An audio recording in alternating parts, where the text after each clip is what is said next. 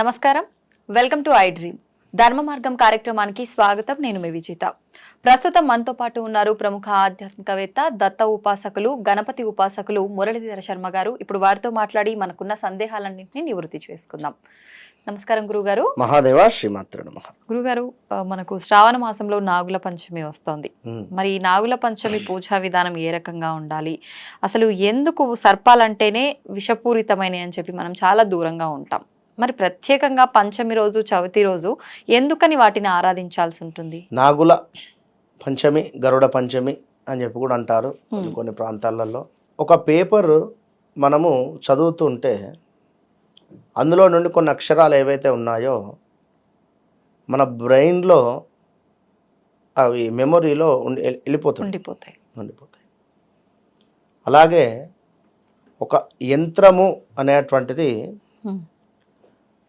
అంటే జంట నాగులతో ఉండేటువంటి విగ్రహాలు ఒక రకంగా,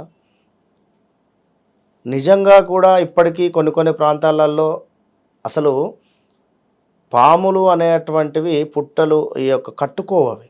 చీమలు కట్టుకున్నటువంటి ఆ యొక్క స్థావరంలో ఈ పాములు వెళ్ళి ఆక్రమించుకుంటాయి అంతే.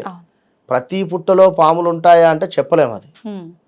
కనుక కొన్ని ప్రాంతాలలో ఖచ్చితంగా కూడా 100% పాములు తిరుగుతూ ఉంటవి. మనం పొయ్యగానే అవి పాలు తాగవు.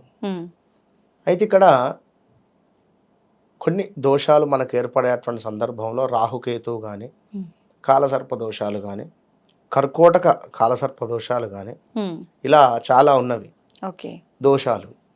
14 దోషాలు ఉన్నవి. ఇందులో ఉండేటువంటి నాగ దేవతలకు సంబంధించినటువంటి ఆ యొక్క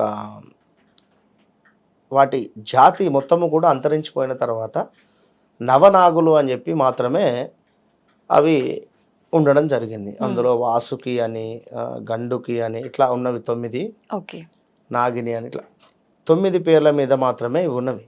దీనికి పెద్ద కథ ఉన్నది.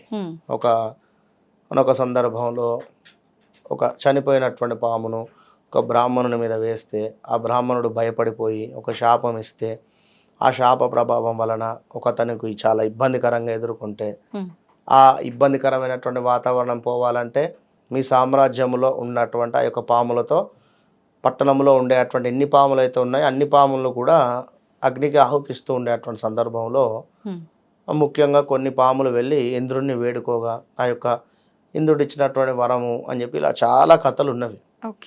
కనుక తప్పకుండా కూడా సర్పదోషము అనేటువంటిది ఉంది ఇప్పటికీ. దీని మూలకంగానే కొందరు, అంటే అంటున్నాను కాదు, కొందరికి లగ్నాత్ రాహు ఉంటే ఫేస్లో తెలిసిపోతుంది. ఎలా? కొంచెము ముక్కు ఈ విధంగా ఉండడం కానీ, ఈ యొక్క బొమ్మలు కొంచెం పైకి ఉండడం కానీ, వారికి కొంచెము లగ్నాత్ రాహు ఉన్న కొంచెము వారి యొక్క ఫేస్లో కదలికలు తెలిసిపోతాయి.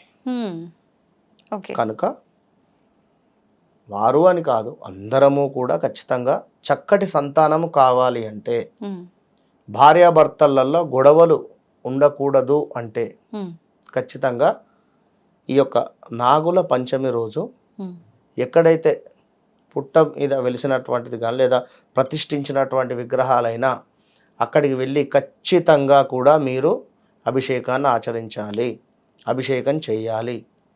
అభిషేకం చేస్తే ఖచ్చితంగా భార్యాభర్తలలో అన్యోన్యత కానీ, లేదా పిల్లలకు తండ్రికి మధ్య కూడా కొంత ప్రేమ అనేటువంటిది దూరం అయ్యేటువంటి రోజులు ఇవి. కనుక వారి మధ్య కూడా కొంత ప్రేమ అనుబంధాలు ఉండాలి అన్నా కూడా సర్పదోషాల మూలకంగానే ఉంటవి. కనుక ఖచ్చితంగా కూడా ఈ నాగుల పంచమి అనేటువంటిది శుక్రవారం రోజు రావడము ఎంతో విశేషము ఈ యొక్క శ్రావణ మాసంలో. కనుక ఖచ్చితంగా దీన్ని ఆచరించేటువంటి ప్రయత్నం చేయండి. ఉదయం చక్కగా కూడా ఖాళీ కడుపుతో మీరు ఎక్కడైతే పాము పుట్టలు ఏ విధంగానైతే ఉన్నాయో అక్కడికి వెళ్ళి చక్కగా పసుపు కుంకుమ వేసి 2 అగరబత్తులు ముట్టించేసి ఒక కొబ్బరికాయ నివేదనగా చేసి ప్రదక్షిణ చేయండి. చక్కగా కూడా ప్రదక్షిణ చేసి ఆ యొక్క పుట్ట మన్నును కాస్త తీసుకొని చక్కగా కడుపుకు రాసుకోండి. అదేవిధంగా కళ్ళకు రాసుకోండి, గొంతుకు రాసుకోండి. చక్కగా కూడా మంచి ఫలితం ఉంటుంది. ఏదైనా కూడా నమ్మకంగా చేయాలి. అంటే అలా ఎందుకు రాసుకోవాలంటారు? రాసుకోవడం వలన శరీరంలో ఉండేటువంటి కొన్ని దోషాలు అనేటువంటివి పోతవి. ఓకే. విన్నరా? కొన్ని మూలికలు ఉంటవి. కొన్ని మూలికలతో అవి మూలికా పూజ అని చెప్పి ఉంటుంది. కొన్ని మూలికలతో కొన్ని చోట్ల మనం పెట్టి కొన్ని మంత్రాలు చదివినట్టయితే కొన్ని దోషాలు పోతాయి. ఆ విధంగా చేయడం వలన శాంతి. మనకు పాములు తిరిగినటువంటి ప్రదేశం కనుక అవి తిరిగినటువంటి స్థానంలో నుండి మట్టిని మనం తీసుకున్నాం కనుక ఏమైనా దోషాలు కానీ ఏమైనా తప్పకుండా తొలగిపోతాయి అని చెప్పి మనకు పెద్దలు చెప్తూ ఉంటారు.